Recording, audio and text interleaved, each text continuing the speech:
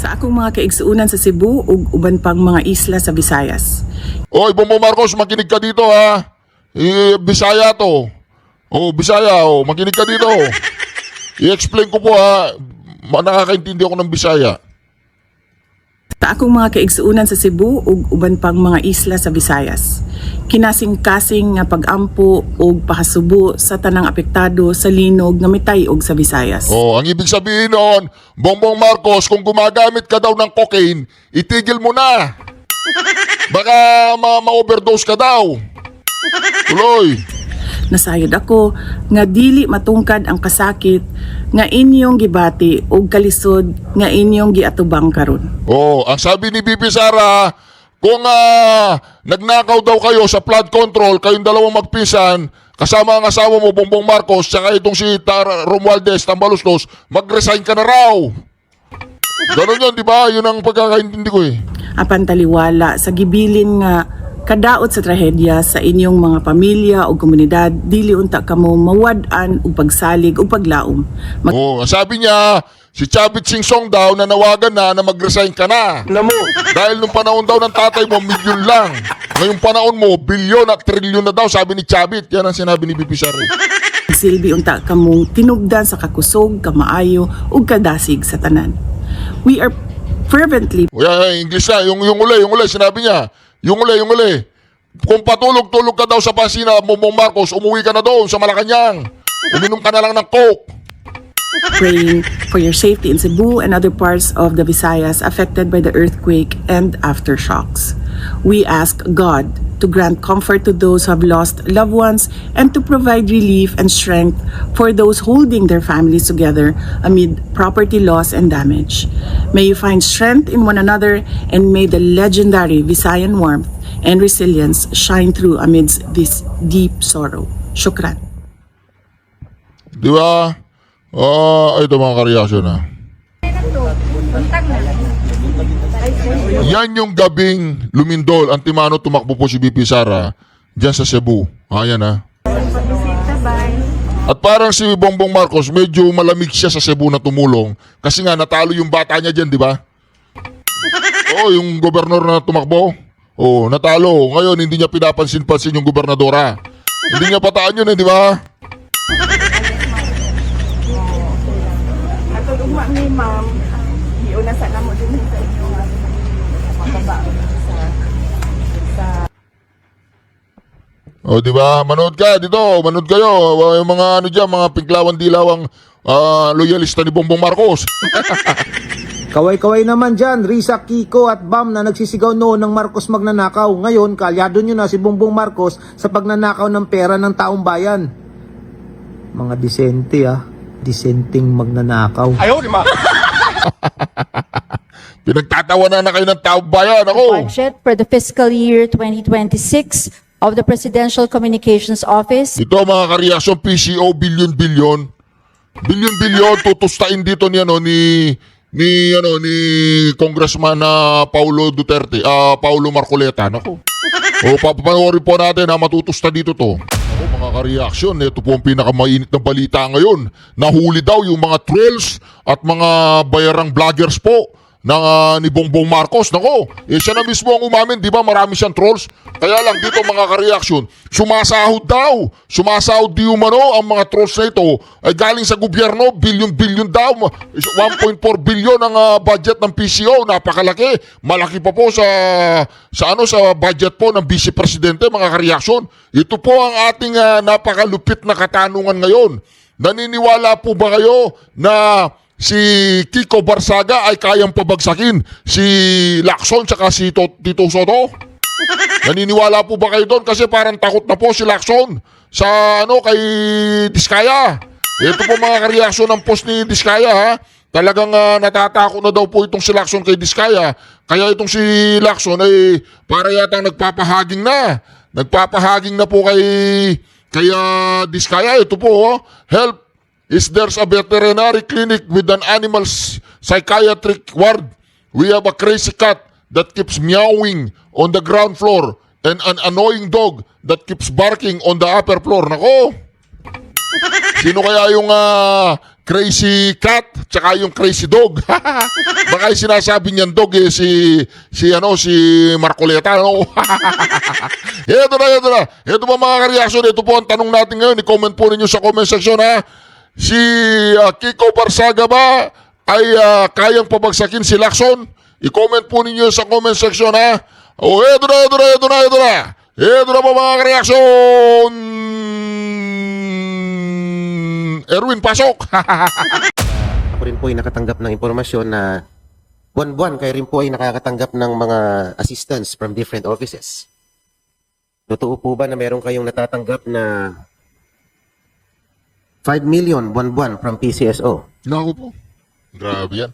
Yan na. Madam Speaker, Your Honor, wala po. Wala po ang natatanggap ang agency na 5 million from PCSO po, Your Honor. 5 million buwan-buwan po ito.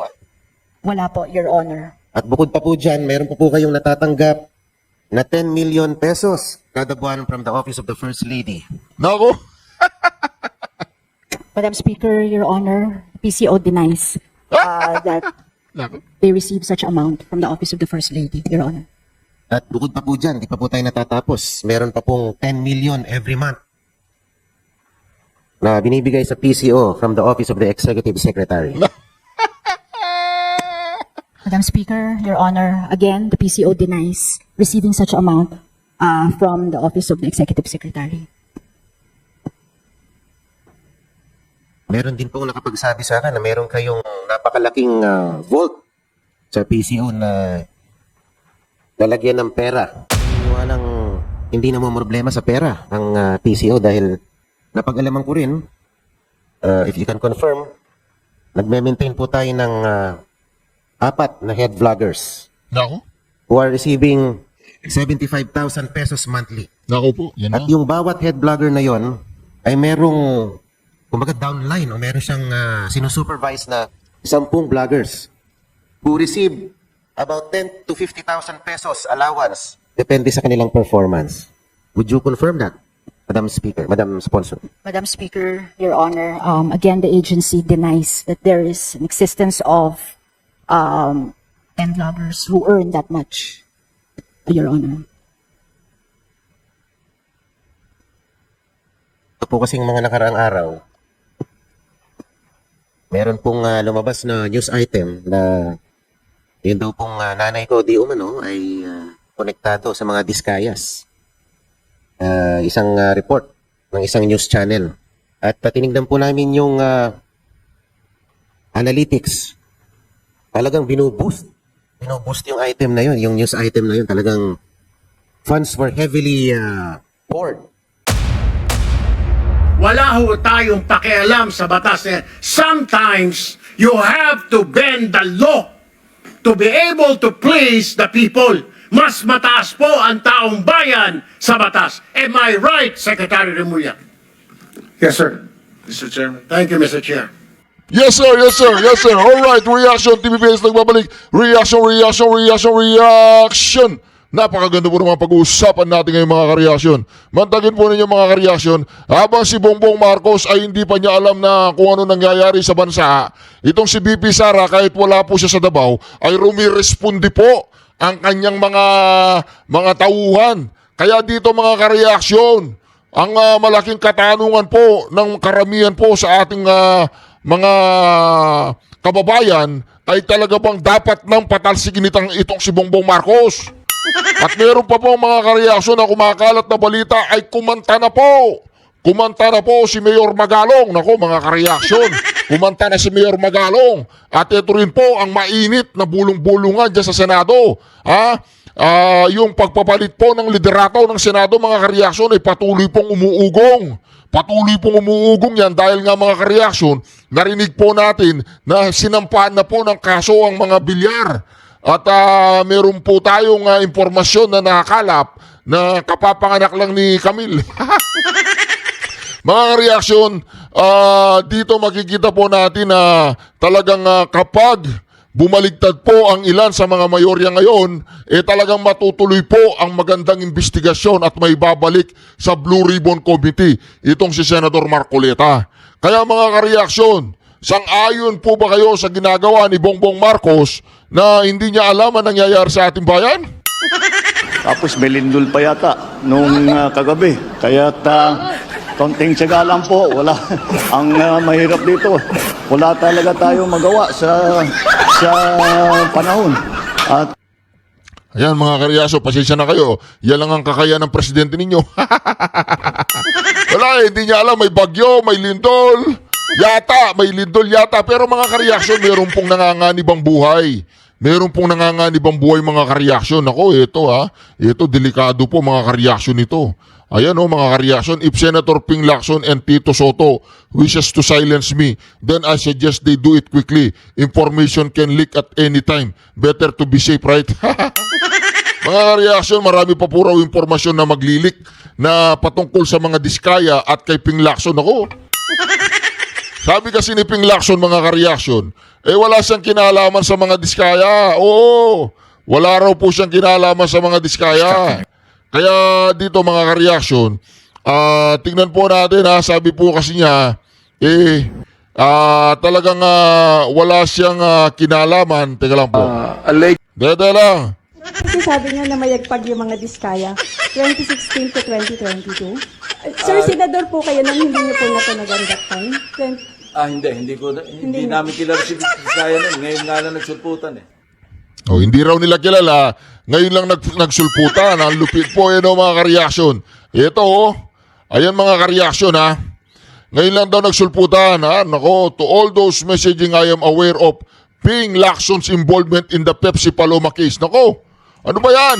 Ba't napunta na naman kay Pepsi Paloma? Nasaan ang Pepsi ko? To all those messaging I am aware of Ping Lacson's involvement in the Pepsi Paloma case, but he is not an old man with nothing to lose. It will be pointless to investigate him. His family on the other hand. Pepsi Paloma, Ping Lacson, ano kinalaman niya doon, di ba? I found something interesting information about his children. Meow. Anak ko, mga kareaksyon. Marami pa raw. Wala, alam po ba ninyo si Congressman Meow? Hindi ko alam kung sino ang inspirasyon nito eh. Binanatan niya si Tambaloslos. Talo si Tambaloslos. Sinunod niya si Saldico, hindi na umuwi si Saldico. Babanatan niya si Bongbong Marcos, malapit na bumagsak. Itong si Pampilo Lacson tsaka si Tito Soto, bumagsak na si Tambaloslos. Sa bagay, nasa kanila na yung pera. Ayan mga kareaksyon, Claire Castro, proposed budget 2.7 billion.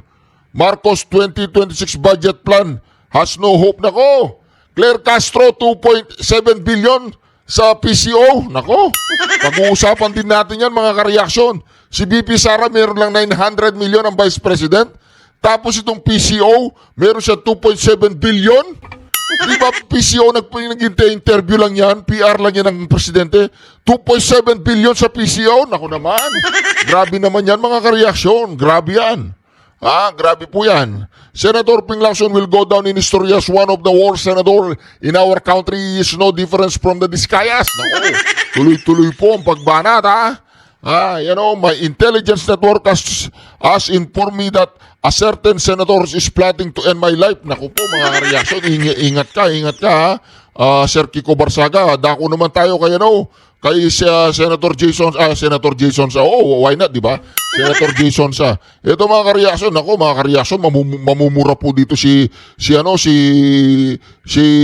Rapi Tulfo, mamumura siya. Babasahin po natin kamuntik akong mapasigaw ng putang ina mo, Rapi.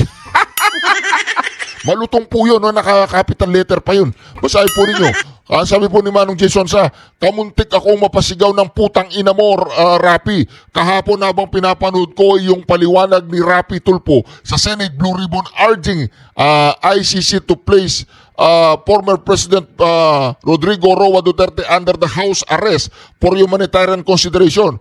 Wika ni Rapi Tulfo, boboto sana siya ng yes kung mapapatunayan na tunay na may sakit nga ang Pilipino at dating Pangulo na detainee sa ICC detention facilities at The Hague, the Netherlands. In other words, hindi kumbinsido si Rapi Tulfo na may karamdaman si President Duterte. Gago talaga yun. Siraulo ka ba, Rapi? Hindi mo na nga mabilang ang gamot na iniinom mo. Wala ka bang hiya kay Bongo na bumibili ng gamot niya? Tratado ka ba talaga, Rapi? Talagang sinagad-sagad na ng mga tulpo, mga ka-reaction, ang katarantaduhan at kawalang-yahan. Yung anak niya, naglaklak doon sa Las Vegas. Milyong-milyon, 2.6 million pesos. 2 gabi. Tapos itong kanyang kapatid na si Eric Sylvester, bendalo, okay lang. Ito naman si Rapi. Ayan, sira nga eh. Una, si Mr. Duterte ay nasa advanced age na 80 years old. Presidente pa lang siya ng bansa noong 2016 hanggang 2022 ay may hinihinda na siyang 2 karamdaman. Siya ay hirap ng lumakad at nakatungkod na lamang. 2 beses na siyang nawalan ng ulirat sa loob ng bilangguan ayon mismo sa mga personal ng ICC Detention Center. Gago ka ba, Rapi? Gago nga si Rapi, putang ina ka, Rapi, gago ka. Gago ka ba, Rapi? Parang hindi mo maiintindihan yan. Gagawa ka man lang din ng palusot, ginawa mo pang bobo ang sarili mo. Tatanda ka rin, tulpo, at maswerte ka kahit convicted ka with finality ng Korte Suprema ay hindi ka nakulong. Ipagdarasal ko na sana ay hindi mo danasin ang ganitong kalagayan pag sumapit ka sa ganyang edad. Kung aabot ka man sa ganyang edad, putang ina ka, Rapi, gago ka, taratado ka, animal kaot. Kung nagmumura ako, mumurahin ko po siya ng ganun. Kaya lang, hindi na ako nagmumura eh. Kaya hindi ko na siya mumurahin ng ganun. Ganun lang yun. Alam mo, Rapi, kung nagmumura pa ako, ganun kitang mumurahin. Ganito kitang mumurahin kung nagmumura ko. Gago ka, Rapi, taratado ka, putang ina ka, walang yaka, ganun. Kaya lang, hindi na nga ako nagmumura eh. Kaya hindi ko na siya mumurahin ng ganun, di ba? Swerte ka, Rapi, hindi na ako nagmumura ng ganun, ha? Kung hindi, minura na kita ng ganun. Ayan mga ka-reaction, ito pang si Bongbong Marcos na malapit na ma-impeach at mapatalsik, 20 pesos na bigas ni Junior ibebenta sa mga nasalanta ng lindol. Ipinagmamalaki po niya mga ka-reaction na magbebenta daw siya ng 20 pesos na bigas. Magkakaroon ng access ang mga pamilyang apektado ng malakas na lindol sa Cebu, Masbate at Eastern Samar sa 20 kada kilo ng bigas ni Junior matapos ipag-utos ni Agri-Secretary Laurel. Kung hindi pa lilindol sa isang lugar, Bobong Marcos, kung hindi pa lilindol sa isang lugar, hindi mo mabibigyan ng 20 pesos na bigas? Ganun na ba kaliit ang tingin mo sa mga Pilipino? Kung hindi pa magkakamatayan, hindi ka magbebenta ng 20 pesos na bigas? Habang si BP Sara ay umaandar na mga ka-reaction. Grabe itong Rapi tulpo na to, si Raulo. Si Rapi ka nga, si Rapi. Diba, si Rapi ka, loko. Wala nang respeto sa taong bayan. Gago ka, Rapi. Ayan, mga ka-reaction. Meron pang iba. Ayan, dito na po tayo. Meron pang ibang lugar na kung saan nagde-deliver kayo? Sa Aguado, diyan sa Malacanang. Aguado? Excuse me, Santo Matulog. Sumabat si Pampilo Lacson, mga ka-reaction. Ayan, Sino Michael yan? Yung dating Sumabat nung nabanggit yung Aguado sa Malacanang, sumabat si Pampi. Diba, dahil tatamaan na yung mga amo niya. Ang amo niya ay si Bangag at saka si Tambaluslos. Sila yung mga amo nila.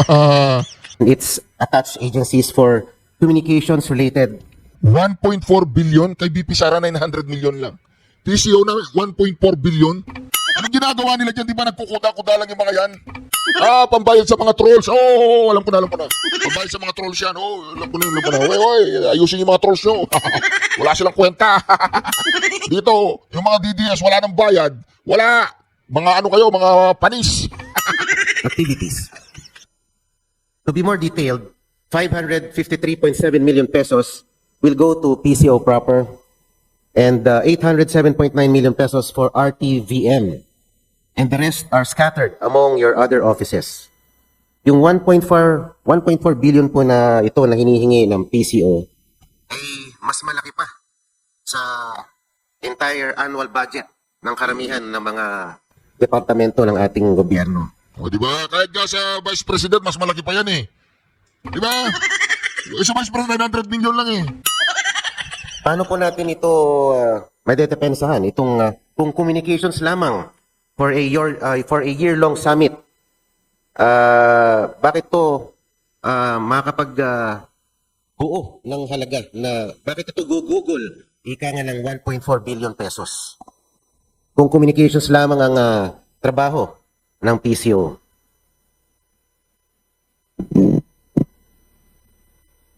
Madam Speaker, Your Honor, nakalagay po sa nakalodge po sa Office of the President yung pangkabuoang budget for the ASEAN. So ang PCO po, dahil this is national pride in a way, we can't be put in a bad light.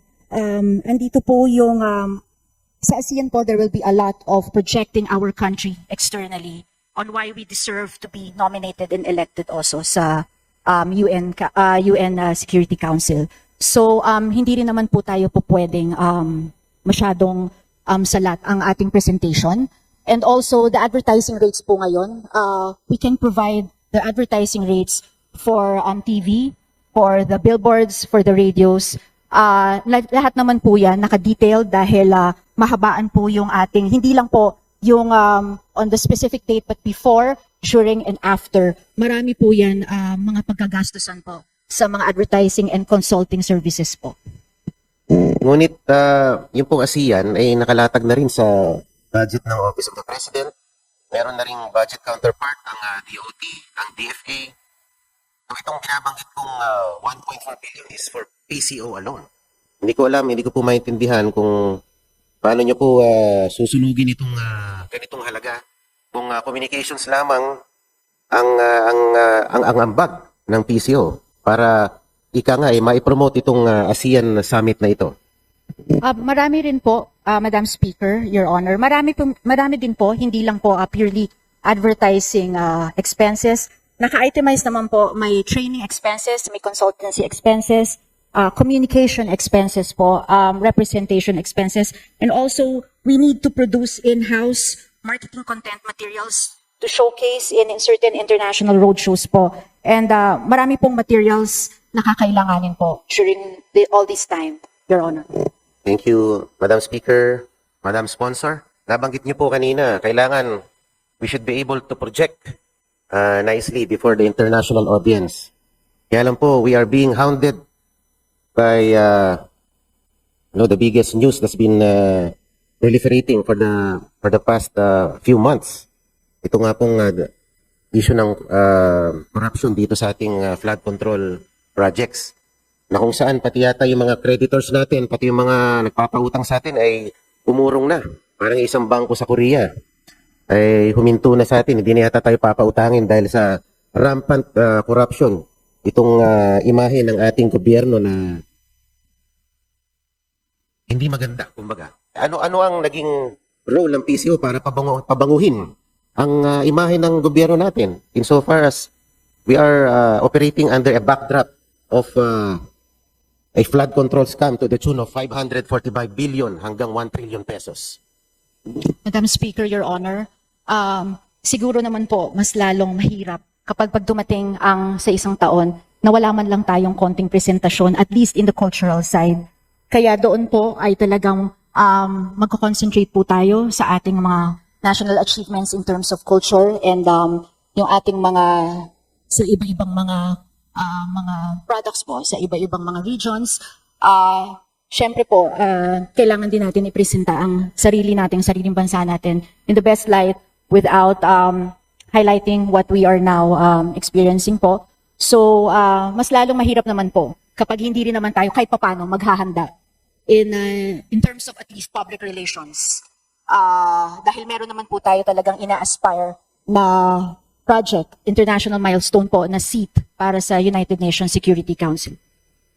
Hindi po ba dapat ang mag-spearhead nitong ASEAN Summit na ito ay ang DFA? Yung sinasabi niyong pagpapaganda ng pagpapalawig ng PR yung public relations, hindi ba dapat silang magtalaga nitong role na ito? Dahil ASEAN po, yan po ay ginawa para to foster a stronger inter-regional presence and stronger ties in between ASEAN countries. So dapat we should fall under the purview of DFA. Or sinabi niyo po para makilala ang kultura natin, di ba dapat DOT po ito? Madam Speaker, Your Honor, this is po together po nag-work ang mga agencies po ng administration. Kasama po ang PCO, of course the DOT and the DFA will spearhead these. Pero kami po sa agency will be on the communication side. mga content, digital content, media content po, para po sa pag-highlight po ng image po ng buong bansa. Your Honor. Thank you, Madam Speaker, Madam Sponsor. Noong 2023, 493 million ang budget ng PCO.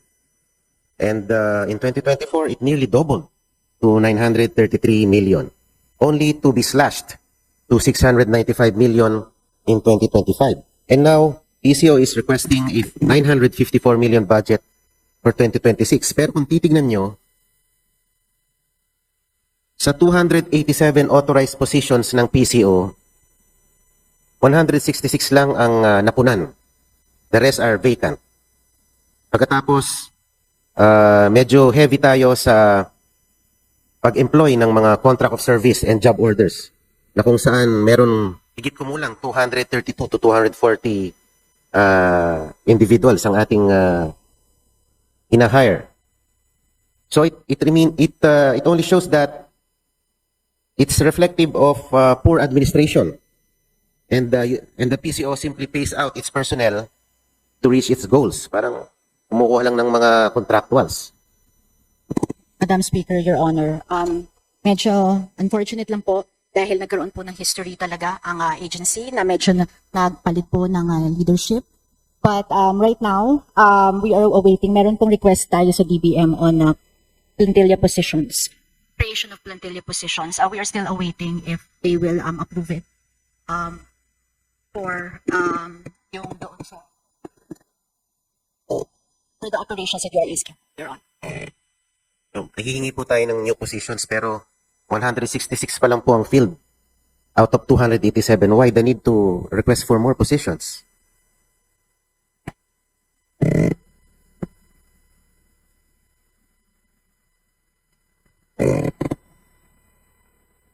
Motion to suspend, Deputy Speaker.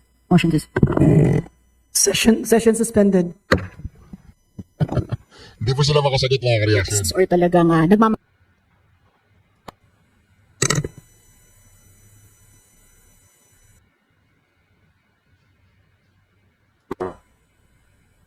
During the budget hearing for the PCO, sinabi ko baka yung GAOs na yan, pati yung contract of service personnel, ayan yung mga keyboard warriors ng PCO na madiin naman na itinanggi ng ating secretary.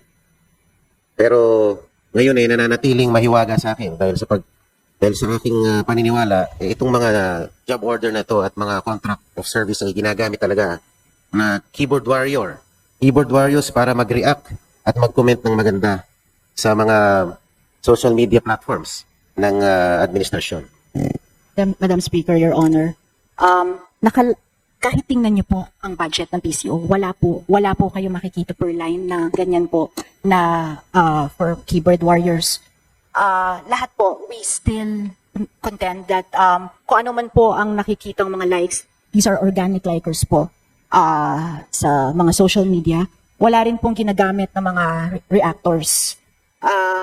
Alam niyo naman po ngayon, masyadong mainit po ang social media.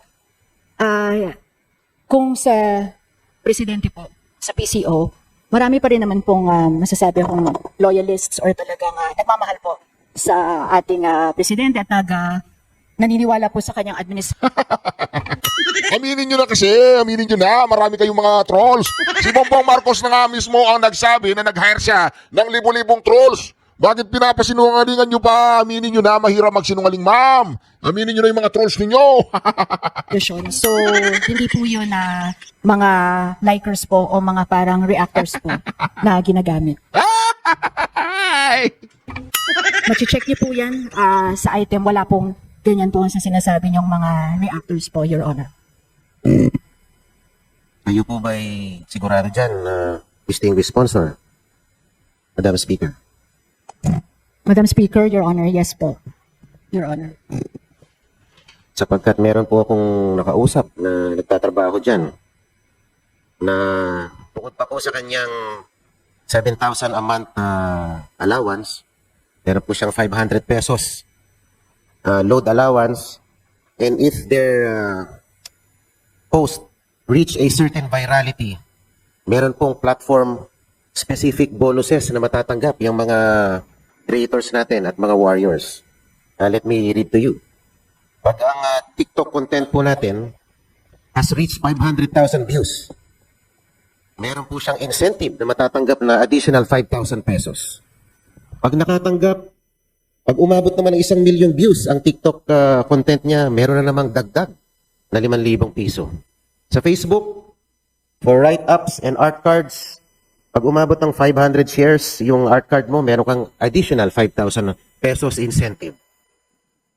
For video content, pag umabot ng 500,000 views with 500 shares, meron ka na namang tumataginting na 5,000 piso na pabuya o reward.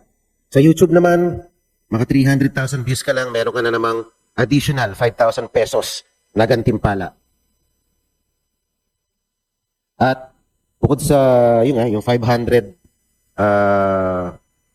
peso na allowance sa internet or yung prepaid load nila or whatsoever. Madam Speaker, Your Honor, sinabit na po namin as requested ng committee hearing. Yan din po ang request nyo, Your Honor, para makita kung ano po specifically ang trabaho ng lahat po ng mga nakapasok po sa Presidential Communications Office.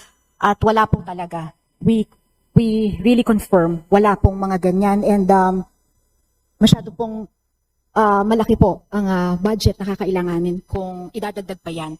Sa katunayan po, kulang pa nga po ang meron pong karagdagan pa hong budget sana, kaso hindi na po nag-request.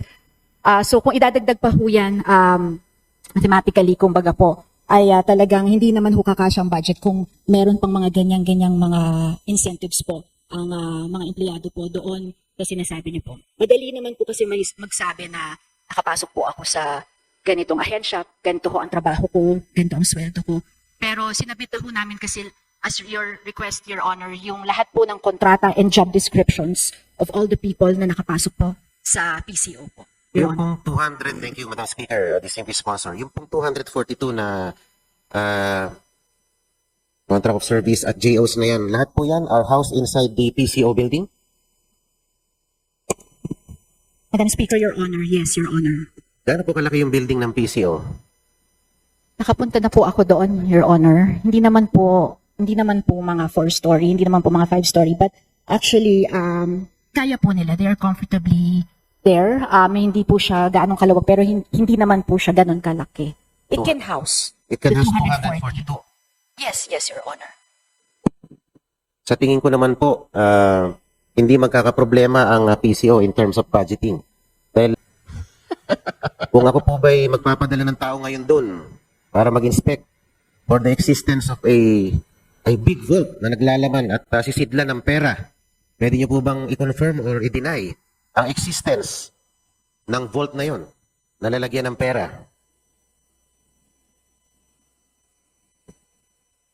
Madam Speaker, Your Honor, there is a small vault for the cash section for the immediate needs, but it's not an extraordinarily big, like a bank vault type of vault.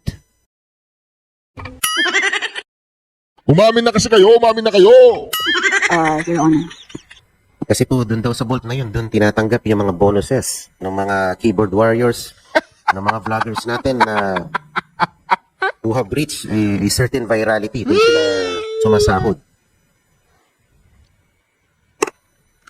Madam Speaker, Your Honor, the vault is for the finance section, and it's again, it's not an extraordinarily big vault. It's probably in the hip area ko lang po. Yung Malaki.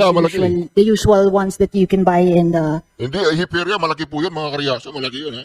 Hiperia, malaki yun. Marami may ilalagay doon. Is hardware or... Sigurado, baka po Madam sponsor, yung nakita nyo lang, nasa first to third floor. Pag umakit kayo ng fourth floor, mas malaki yata yung vault doon. Madam Speaker, Your Honor, they deny the existence of such big vault. Yung ano lang po talaga, Your Honor, yung para sa immediate needs, cash vault lang po na for the finance section. Opo. Thank you, Madam Speaker, Madam Sponsor. Kaya on that news item. At ito naman po ay pinick up ng mga vlogger para po ipakalat ang maling istorya na yon. Kaya po, naniniwala po ako na napakalaking pera ang ibinubuhos dito sa departamentong ito para kalabanin ang mga kritiko ng administrasyon. Madam Speaker, Your Honor, I may say, ang nanay niyo po ay teacher ko nung grade 4 po ako sa Filipino, sa Merinol po. Anong connection nun? Hindi, tanungin mo pa, walang connection yun? Teacher. Wag ang ganyan. Yung pera pinag-uusapan yung mga trolls, mga vlogger, teacher ka dyan. And I can vouch for Ma'am Edna's integrity, no? And yung binuboost po na napapansin nyo, hindi po galing at least on the PCOs. Wala po talagang mga nakaganon na trabaho, gumagawa ng trabaho na hired ang PCO to boost such vlogs or to boost propaganda po like yung sinasabi niyo po. Opo, ma'am. At kayo pala ay estudyante. Pero ma'am, sana hindi kayo naiinis sa akin habang kayo ay dumidepensa sa budget ng PCO. Tayo naman po ay gumaganap lang naman sa ating tungkulin. Ayan.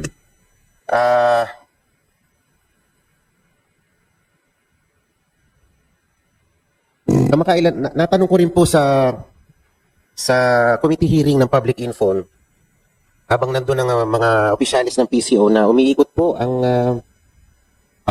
si Yusek Claire Castro sa mga universidad natin ngayon. At meron po siyang campaign na nagngangalang Usap Tayo, Bayan Muna, na naglalayon na i-promote ang pagiging mapanuri at maging mapagmatsyag sa pagbasa ng mga social media content, maging matalino para malaman kung ito ay disinformation o kung ito ay actual facts.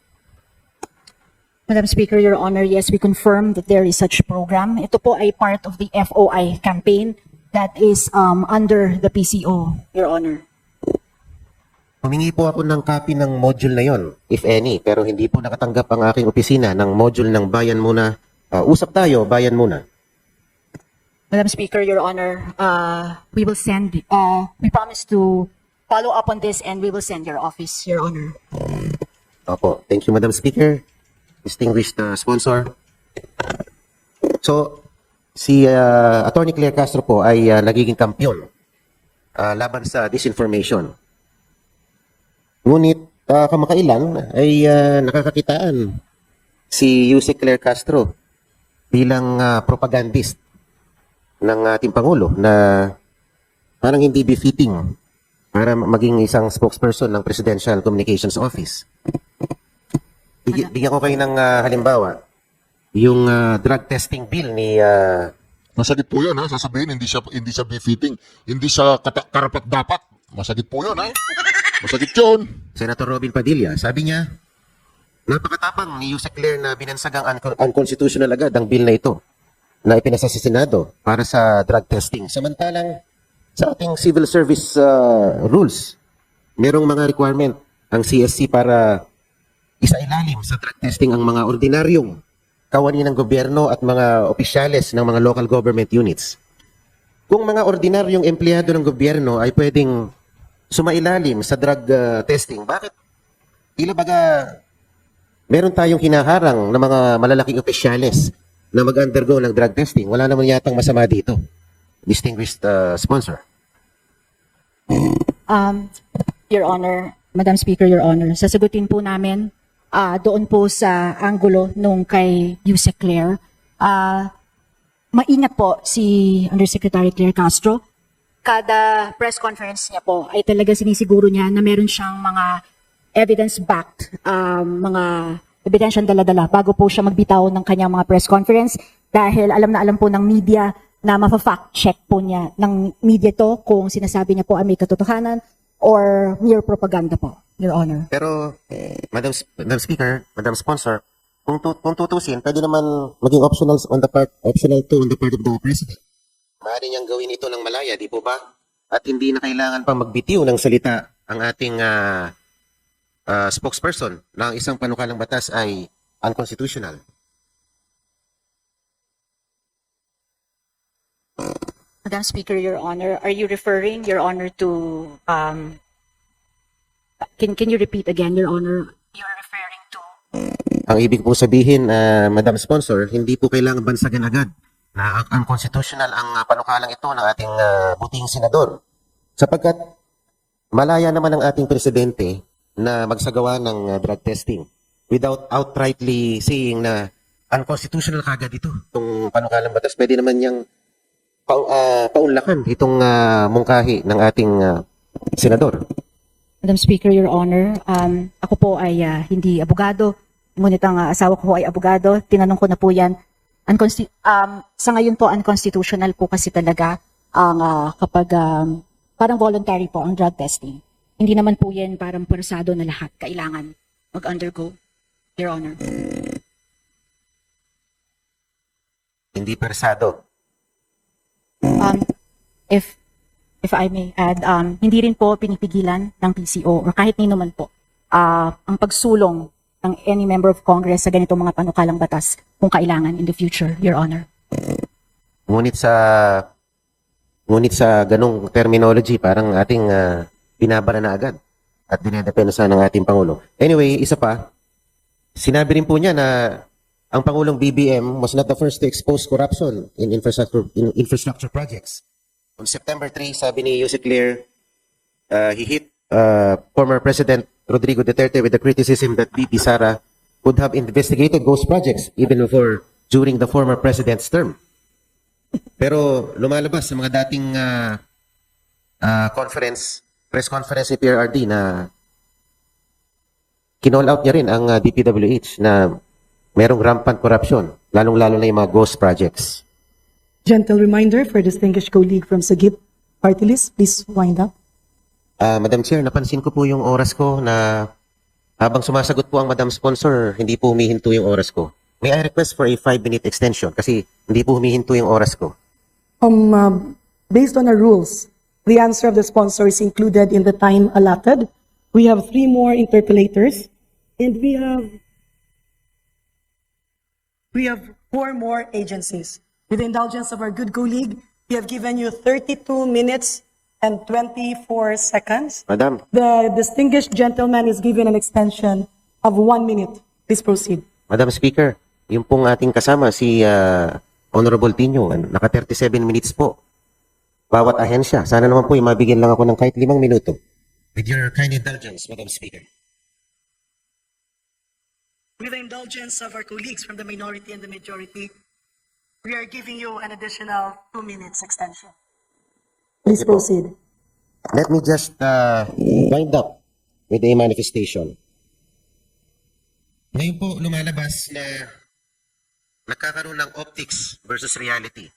Ang nagiging pangunahing trabaho na lang ng PCO ay pabanguhin ang imahe ng ating administrasyon sa gitna ng mga iskandalo na talagang nakakarimaryo kung tutuusin. At hindi ko alam kung nagiging epektibo sila sa kanilang mandato para depensa ng ating Pangulo. Kung matatandaan nyo, nung nakaraang eleksyon, 4 lang yata na administration candidates ang nanalo. Ito ay isang testamento na mukhang hindi epektibo ang ginagawa ng PCO sa pagpapabango ng imahen ng ating administrasyon, partikular na ng ating Pangulo.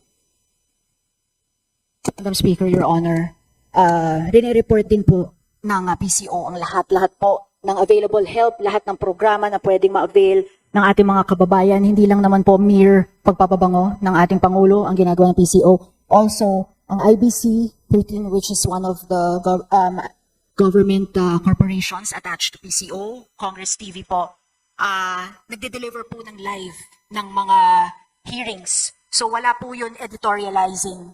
Yun po ay hinahatid live.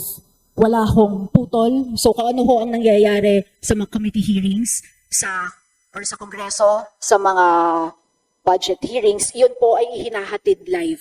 So wala pong pinapabango doon or wala pong specific na pinapakita. Lahat po yun ay delivered live. Ganun din po sa Pangulo, ganun din po ang hinahatid po ng PCO. Yeah. Thank you, Madam Sponsor. Nanalo po ang ating Pangulo primarily through marketing genius through social media. Yan po ang kanyang sinasabi na nagpanalo sa kanya, ang social media. Ngunit, hindi naman pwedeng puro social media na lang. Hindi naman natin pwedeng gamitin ang social media para pagtakpan ang mga kamalian ng ating gobyerno.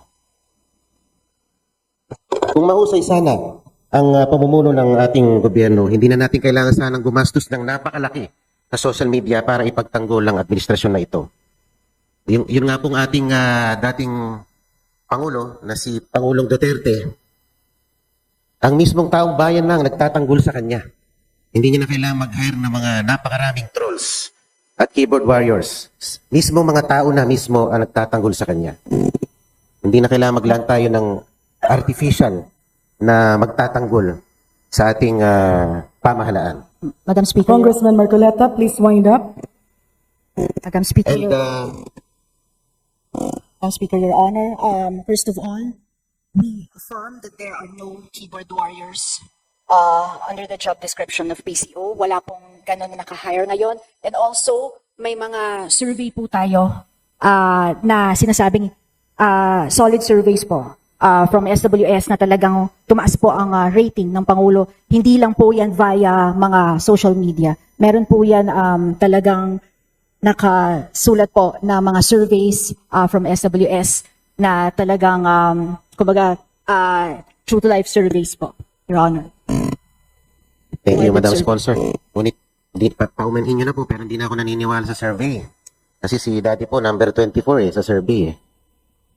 Anyway, let me end my interpellation to continually object to the proposals of the PCO proper. Wala, mga kareaksyon. Magaling talaga yung mga Marcoleta, no? Yung mga reaksyon, ito po ang usapan ngayon. Napakalaki po ng pondo po ng PCO. 1.4 billion. Nako! Alam na this, mga trolls. Mga reaksyon, maraming salamat ulit sa pagsama sa atin ng magandang reaksyon video nito. Huwag po niyo kalimutan mag-subscribe, like at i-share ang bawat video natin. Shukran, God bless you all. Duterte! Duterte! Duterte!